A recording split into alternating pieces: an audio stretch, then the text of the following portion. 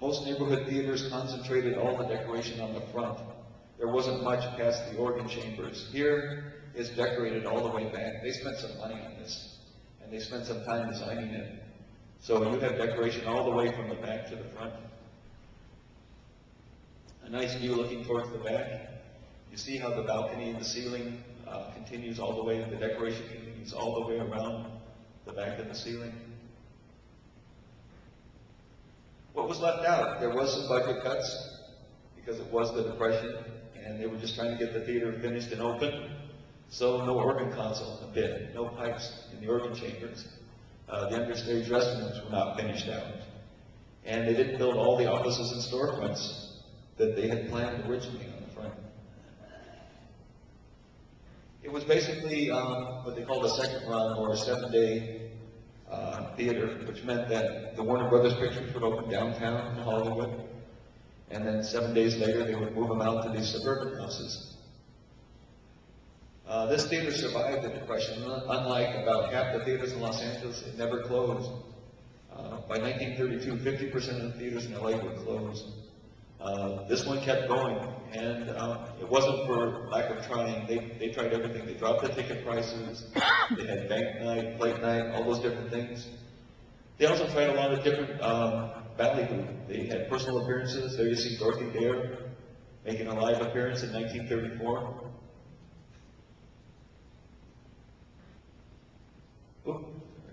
1935, there you see they were using the stage, the KFWB amateur night. I remember that KFWB, those call letters, the WB meant Warner Brothers. That was actually Warner Brothers radio station that they had started, and they actually had the radio towers for a while on top of their theater in Hollywood.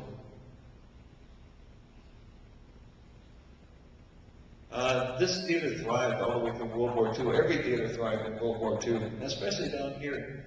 Not only was there shipping going in and out, soldiers coming in and out, manufacturing, all sorts of activities. So almost 24 hours a day there were people getting off work, going to work, looking for some diversion, something to take their mind off work. So this theater did very well through World War II. After World War II, a lot of things changed. People came back, they moved to the suburbs, television finally got going after being delayed by the Depression and World War II. And there was also a thing called the divorcement decree. There had been a case working its way through the Supreme Court. The government was suing to try to get the theaters to divest themselves of their, or get the studios to divest themselves of the theater chains. And that case was finally settled in the late 40s. And the early 50s, they signed agreements with each studio, setting a timeline and deadline when they would actually get rid of their theater chains. So in 1953, Warner Brothers finally complied. The Warner Brothers Studios stayed in film production, and they started a new company called Stanley Warner, which operated the theaters. So this became a Stanley Warner Theater. There you can see a little sign hanging over the box office, saying a Stanley Warner Theater. 1950s, they tried a lot of different things here, as they did in many theaters, to fight television, to get people coming to the theaters. They had first-run films, they had 3D films, CinemaScope. There you can see a nice view in 1958, again, still doing the promotion for No Time for Sergeants. There they have some people from the armed forces there. In the 1960s, Pacific Theaters, which had started as a drive-in movie chain, was starting to get into, branch out into real theaters, as well as drive-ins. And Pacific had their eye on the Stanley Warner chain.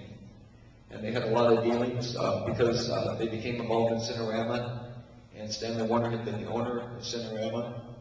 So gradually through the 60s, Pacific got more involved in Stanley Warner until they finally acquired, by 1968, they acquired the entire Stanley Warner chain of theaters in Los Angeles. And this became one of them. This became a Pacific Theater in the 1960s. That continued for a few years. Pacific, again, gradually started getting rid of some of the older theaters. In 1974, this theater was sold to a local businessman who changed the name to the Teatro Juarez and obviously started showing Spanish language films. He also did Pretty extensive redecoration of the theater. Painted the lobby in kind of gaudy colors, changed the seating fabric to the 3 colors of the Mexican flag. A few other things which really put his mark on the theater. That worked on and off. It wasn't terribly successful. They tried a lot of different things, and the theater gradually went downhill. And in 1984 was taken over by a couple of exhibitors, Ray Howell and Clay Colbert, one of whom had been involved in managing Grauman's Chinese for a long time. They leased the theater, removed the name Juarez, tried to paint out as much of the 1970s decoration as they could, and tried to bring back some of the original finishes, both in the lobby and in the auditorium. They had some success. You can see they actually started using it as a live theater, which was great for the community and great to prove that this theater could operate as a live theater. See there's Shaka Khan at the Warner Grant Variety Arts Theater in San Pedro. They had some success, but it was also a struggle. And they did it on and off for 3 years before closing the theater again. In 1991, it was sold again. Some of you might remember Lee Michaels, the 60s and 70s rock star. And he was also the owner of the Killer Shrimp restaurant chain. And he purchased the theater. He never seemed to make a real serious effort at getting it going. And 4 years later, he put it on the market and started entertaining offers for someone to come and take the theater off his hands. There were several people interested, both businessmen and the community. And there was a foundation formed called the Grand Vision Foundation to push for the city to purchase and save the theater once and for all. A couple of downtown property owners, Gary Larson and Alan Johnson, worked with the councilman, Rudy Sabornich, and they finally bested the other offer that was out there and got the city to purchase the theater January 21st, 1996. That's 65 years and 1 day after the theater had opened. And that's going to end my presentation, and hopefully there'll be someone else here from Grand Vision and from the theater to continue the story from there.